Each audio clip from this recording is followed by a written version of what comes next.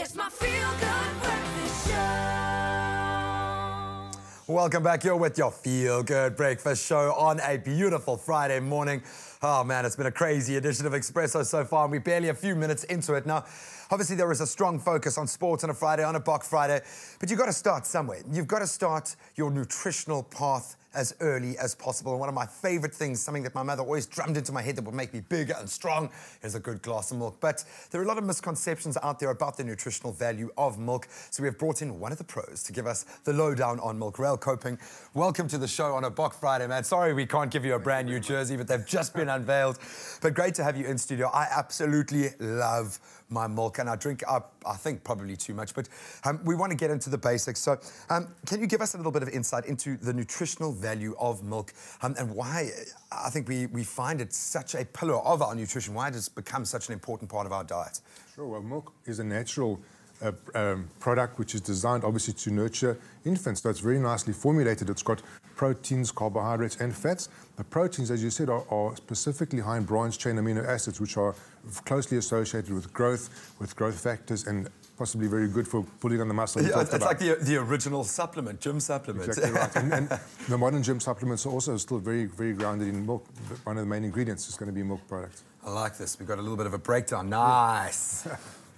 Very, very cool. Okay, so just to come back to the comparing here, full cream milk to a fat-free milk, what we can see, both of them are very nice and high in the proteins. As I said, very high in the branched-chain amino acids. The big difference would be in the fat content, 5 grams of fat in the full cream, whereas you get about less than 1 in the fat-free milk. Very, very interestingly, both are very good sources of calcium. And I've just put on the side here some other good calcium sources, just so that you can get a relative indicator.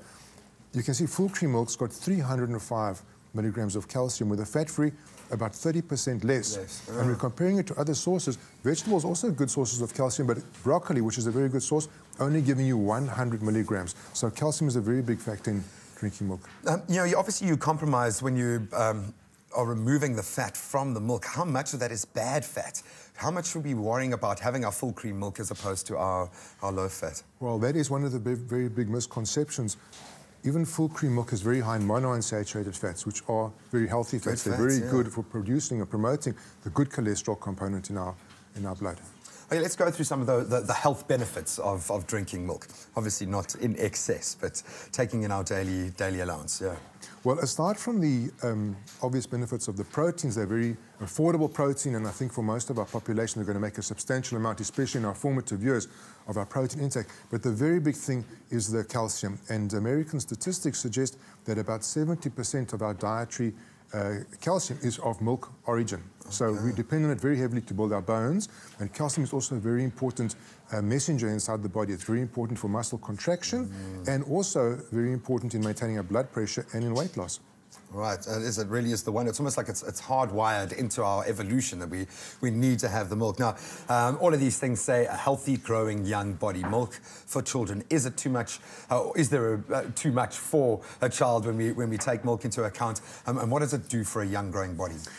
Our bodies form most of the calcium matrix of our skeletons between infancy and the age of about 14 years. So it's critical that we get enough calcium in our diet in that time. So there are guidelines which suggest, well, our own South African guidelines which suggest for children up to the age of about 7 to take in 2 to 3 cups of milk a day. At puberty, meaning about the age of 14, at least 2 cups a day. That's where I was going straight to the fridge and drinking a litre and getting into trouble. Yeah. Well, you've probably got very good bones. And then for adults, at least 1 cup of milk a day for our calcium needs.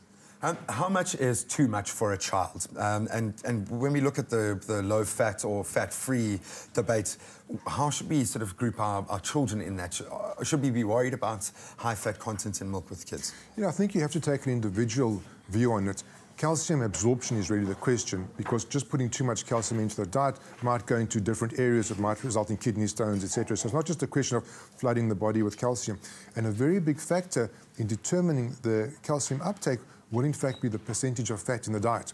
So if a kid's struggling with overweight and you have to be on a calorie control diet, you obviously would have to take a view on that. But in general terms, the general amount of dietary fat will dictate how much of that calcium you're eating your body will actually be able to absorb. So educate yourself on your own body. You've got to know, yeah. Misconceptions, there are a lot of them out there, I would imagine, attached to milk. What are some of the big ones that we need to be aware of? I think a very big one is that when you're trying to lose weight, you should cut the dairy out of your diet. A lot of people say, what have you done to lose weight? Cut out milk and dairy.